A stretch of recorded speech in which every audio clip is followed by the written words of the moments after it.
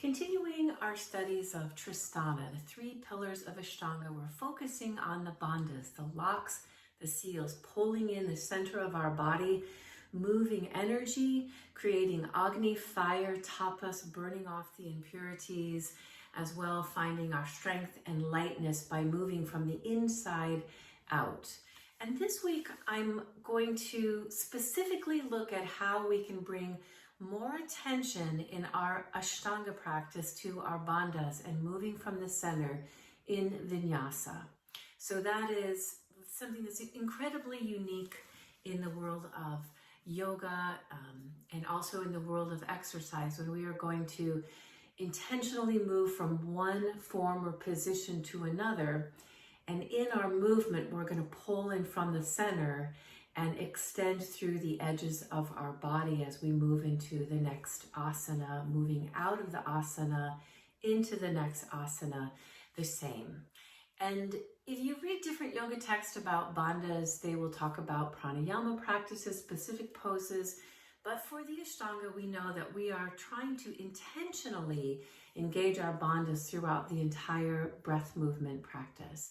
So this week I've asked my students to do something that is oftentimes hard, especially if you've been practicing for a while, which is to pause in your vinyasa, which we naturally do like a punctuation, rather than, as we are new to the practice, we move from our external. We're more like puppets moving into asanas, where as we refine that, we become advanced and masters in using our center, our bandhas, and moving outward.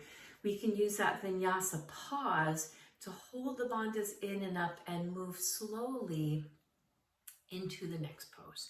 And so I've asked my students and you this week to move slower than usual, meaning if we are in a pose like Janu Sirsasana and our inhale Ashtanga entrance is here, our exhale would move us into the asana.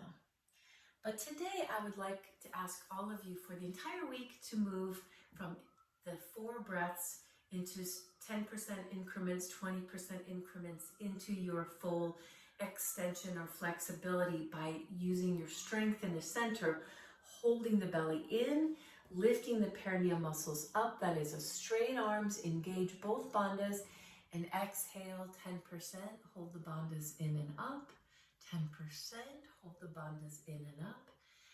And if we move into our poses this way, standing, seated, our back bends, our headstands when we're in the pose and really focusing on the center, it's going to allow you to possibly move deeper, but also to move with more focus and intention as well. I realize when we have a moving meditation like Ashtanga, it helps us to close off the rest of the world and use this as a way to quiet and focus.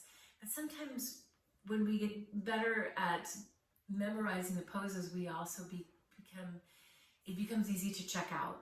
So this is a way the bandhas can also actually help us check in and move from that consciousness, that intentional movement, and it becomes more of a graceful, more of a beautiful mental moving meditation, as well as more of a beautiful, light and strong physical moving meditation.